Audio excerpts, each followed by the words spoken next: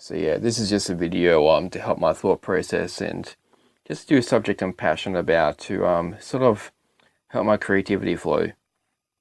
Because I think if you want to do anything in life, that's what's really about: creativity, passion, motivation. It all comes from the same place. So the subject I'd love to talk about is formal education, the goods and the bads, and there's probably a lot more bads than goods I can think of. For the fact that I think if you're 5 or 6 years old, I think it's great that you have a system which is all set up for you to be a doctor, a lawyer, because you have to know what you're doing when you're cutting people's brains apart or replacing people's hearts or building a skyrise building. That's something you kind of need to know. That's a specific way of thinking, and that's fine. But what I see in university is that if you don't think one way, if you don't learn one way, if you don't do things one way, you're just not going to pass their way of thinking. And for me, which is I know a lot of people that think my way in terms of the three learnings, which is audio, kinesthetic, and visual. I'm more audio and kinesthetic, whereas most people are visual or just audio. And for me to sit in that classroom for 5 or 6 hours a day, for a lot of people, we lose concentration because it's not actually impacting us on a level that interests us. We lose focus and concentration that way. And one thing I don't like about uni is that it's an amazing business. Like people don't see people are so trustworthy in university. They are so indoctrinated into believing that that's the only way to go. They will go there blindly and risk a hex fee of $60,000 or probably a lot more. That's just for 1 year sometimes to do a subject they have little interest about on the hope that they're going to do something they like. Now that to me, that's kind of ridiculous. That's stupid. But that's the thing. Like we have a system like that, so our thinking is just so linear we can't question it. And I think everything needs to be questioned. Even the most scientific hardcore facts always need to be questioned because once you start limiting what you think and how you think, even by others' standards, that's when you fall into trouble. Like even the greatest thinkers and philosophers of all time, all of them have actually strayed away from the mainstream, the main pack, and started analyzing things that people saw as norms of everyday life, that they saw as facts back then. Mind you, there are certain facts in life that you can't escape from, like that we need air, like that we need water to breathe. But within all subjectivity is objectivity. Within all objectivity, there's subjectivity, and different subjects there's different ratios. So you have to apply it to all things, and especially when science is advanced at the moment, it's still rising up. And when we base our information off of data and statistics, which can be easily biased by how you ask questions and how you interpret the data, especially in a medical institution and industry, to sell products. How are we meant to have reliable information to teach people these days to educate them the right things if it's based off such corruption? And that's corruption to me on an intellectual level as well, because it also stifles people's creativity learning one specific way. It tells people that they have to focus on one way of thinking because that's the only way of thinking. And people which do actually think a little bit more subjective, like me, we have a trouble just being able to see things and just take it for granted.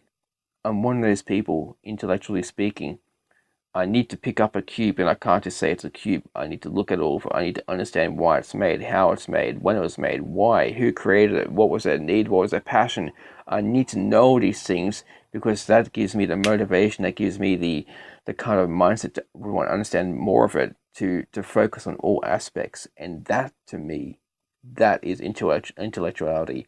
Not to go to a class at 8 o'clock in the morning, not to come home at 6 o'clock and study for 3 hours to hope you pass a test in 3 months' time or write an exam that's 20 pages long when you already know the information or when you already understand it, but you have to do it in a specific way, in pattern, just because the system says so.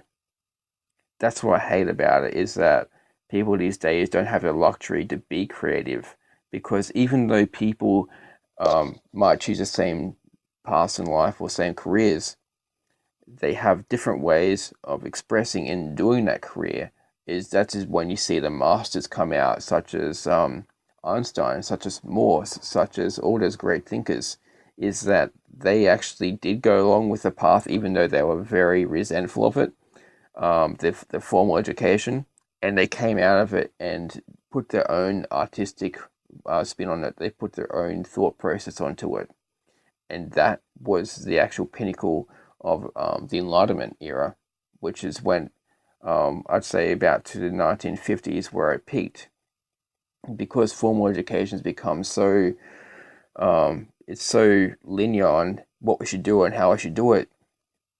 People these days, even Forbes, have pretty much said that we are losing all the great thinkers, because we are losing the creativity, the expression, the freedom of being able to discover things for ourselves. And all the great discoveries, like back in the old days, even though there wasn't that much science, most of the people which were the most famous were the ones which discovered things, which always questioned things, no matter how strict, how what anyone ever says. Like, for example, even if the Earth was flat, I mean, imagine how much criticism that guy got. I mean, he pretty much got killed. Well, he was going to get killed for his beliefs, and that's the same as a Christian church, stuff like that. Like, even if we even if we believe something, we have to always challenge it. We have to disregard our emotions. And people say that's how science works, but that's not true.